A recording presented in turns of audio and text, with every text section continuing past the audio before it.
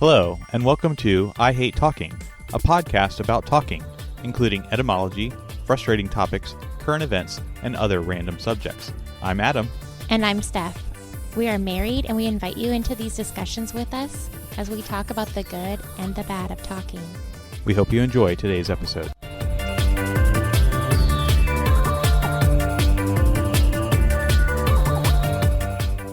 Welcome to episode 6 of I Hate Talking.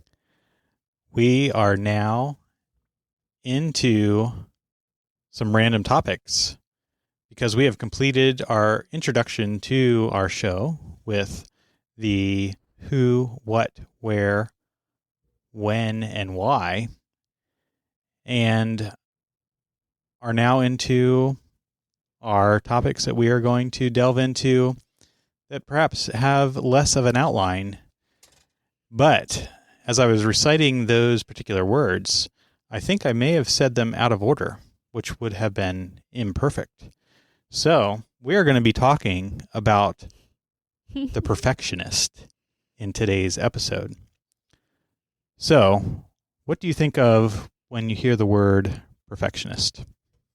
I would think of someone who wants everything perfect, that maybe can't go to sleep unless the house looks the way they want, unless they've done everything in their job absolutely perfect, and no mistakes, no errors.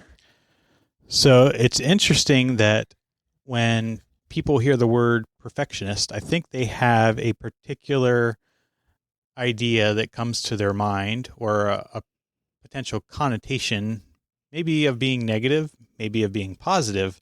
But when we look at just the definition of perfectionist in the dictionary, it does not really carry any of those connotations. It simply says a person who refuses to accept any standard short of perfection. And I guess we can perhaps consider that our word of the episode, perfectionist, and we can consider that our dictionary definition. But we are going to delve into some of the nuances and connotations of that particular word. Awesome. That's perfect. Indeed it is.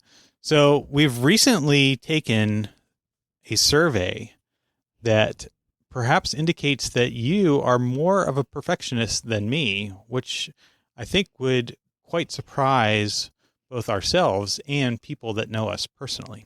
Yes, definitely. So the backstory to this, if we're sharing that, is I recently started therapy just for myself to become the most healthy I can be as a wife, mom, person. And it was telehealth. In my initial consultation a couple weeks ago, the therapist asked me, as I was describing my life, he said, "Are you a perfectionist?" I instantly said no.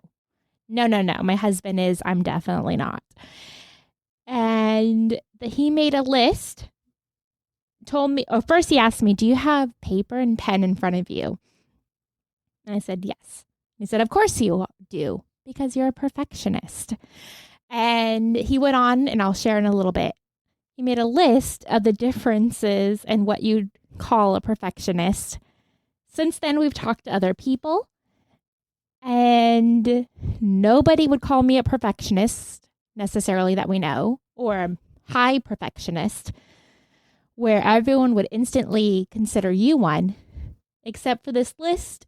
I'm 9 out of 10, where you were much less than that. So for those listening at home, we may edit this so that there's not so much of a delay, but for those listening, we just counted up the list, and I'm pretty sure that may be indicative of being a perfectionist as well. I love that, yes. When we first started recording these, I wouldn't pause because I felt like we had to fill the moments and minutes because no one wants dead air. Now that I know we can edit and we can pause and remove these moments, I took a second to count how many of them I relate to versus don't. And we are going to go through this survey for everyone at home as well, so you can play along. But before we do that, both Steph and myself are going to take the survey once again and see what our results are. So you have the list in front of you. You may begin, and I will respond to both the perfection side versus the excellent side. So am I giving both at the same time or all perfection at one time? So I believe the survey as it was given to you was the perfection all on one side and then the excellent. Is that correct? Yes. So what he did for me was he said, write these words down and mark off how many you relate to. Write two sides. On what the left-hand column, write these words and tell me how many you relate to. And then after that, he said on the right-hand column, write these down and tell me how many you relate to. And for those of you that are multitasking, perhaps driving or mowing the lawn or doing laundry, we'll make this much more simple for you to play along in just a moment so that you don't have to write down anything. But before we do that, we are going to take this survey ourselves once again. Okay. Idealist. Yes. Yes. Says, quote, I must. Yes. Yes. Fears failure. Yes. Yes. Makes demands. Yes. Yes. Focuses on the product. No. Yes. Is enslaving. Yes. Yes. Self-condemning. Yes. Yes. Focuses on the fantasy. No. Yes. Inflexible. Yes. No. Addicted to being right. Yes. Yes. So that was his list for the left column for being a perfectionist. And then he wanted me to focus on, instead of perfection, being excellent. And this was his list for being excellent. Are you realistic? Yes. No. Say, I want. No. No. Do you desire success? Yes. Yes. Do you make requests? No. No. Do you focus on the process? Yes. No. Is it freeing? No. No. Are you self-accepting? No. No. Do you focus on reality? Yes. No. Language and story connections? No. Yes. Inflexible instead of rigid? No. Medium. So we are going to give this survey to you, the listener. So here are the instructions. When we read the perfection side of the list, you want to record how many words that you associate yourself with. So at the end, you should have a total number. It could be 0 if you do not associate with any of the words, or it could be a much higher number if you associate with a higher number of words. Then we will read the excellent side of the list, and you again will confirm and record the number of words that you associate yourself with. So at the end of this process, you will have two separate numbers. One is your perfection number, and the second is your excellent number. And once you have recorded those two numbers, we will do some math and arrive at the conclusion of how you correlate to perfection or excellence according to this study. I love that. Do some math. All right, so we will begin with the perfection side once again. So going down the list quickly, we have, are you an idealist? Do you say, I must? Do you fear failure? Can you make demands? Do you focus on the product? Is life enslaving? Are you self-condemning? Do you focus on the fantasy? Are you inflexible? Are you addicted to being right?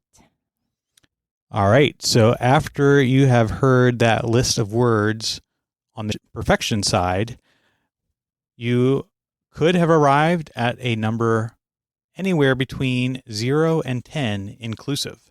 0 being the fact that you did not associate with any of those words, and 10 being the fact that you associated with every single word on the list. So remember this number, and we will return to it shortly. Now, on to the excellent side of the list. Okay, for excellence, are you realistic? Do you say, I want? Do you desire success? Do you make requests? Focus on the process. Is life freeing?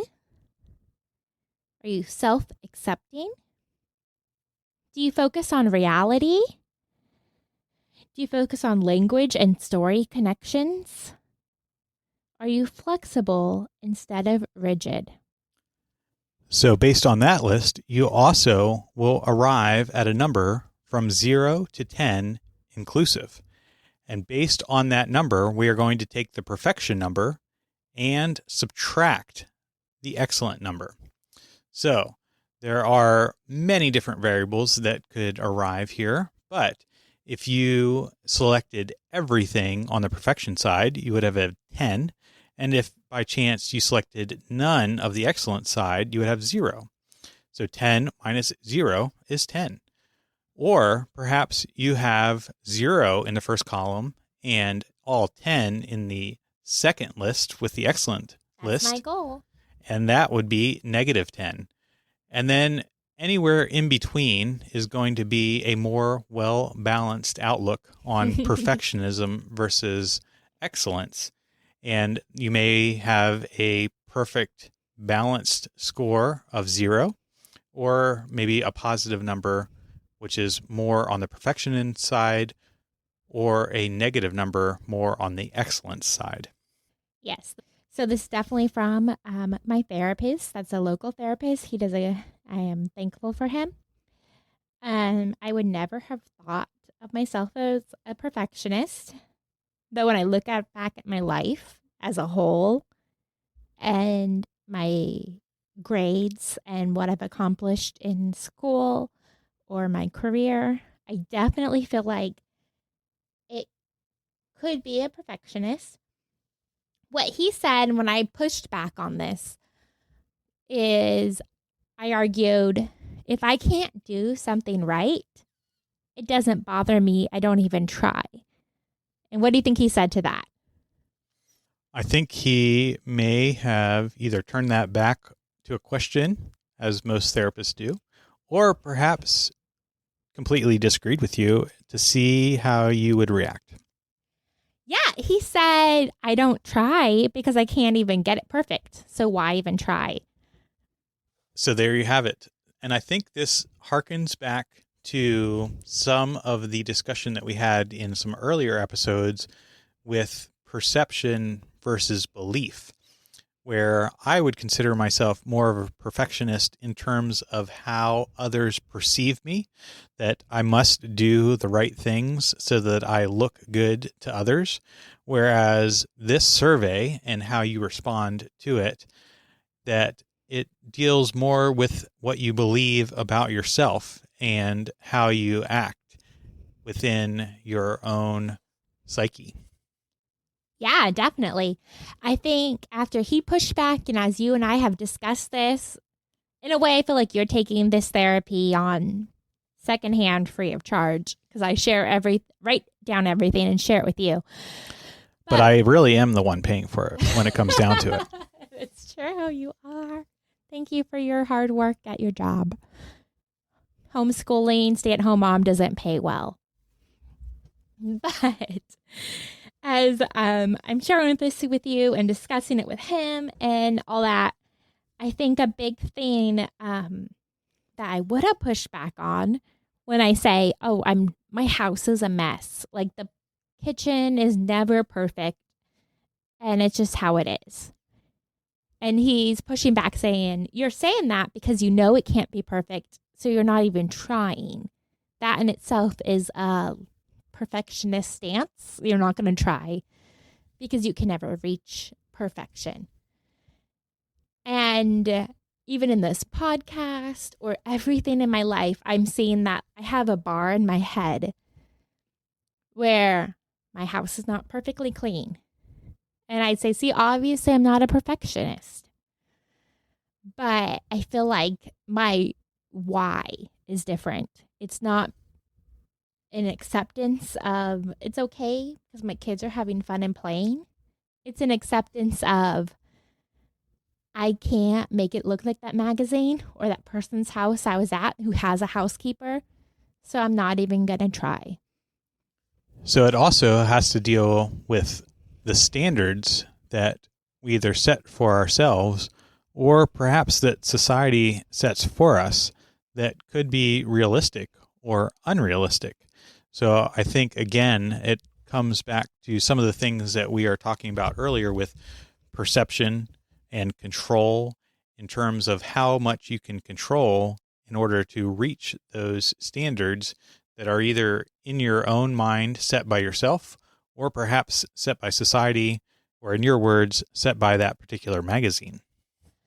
Yeah. And so in your perspective, as we've been discussing this recently, does it surprise you that I am more of a quote unquote perfectionist than you? We've been married. Tomorrow this will air later on, but in real time, tomorrow will be 15 years since he got on one knee and asked me to marry him. So in this past 15 years of me wearing this ring on my finger, would you say ever in that time that I was a perfectionist over you? No, never in that time, and perhaps still not to this day, even based on this survey. Okay. Go on with that.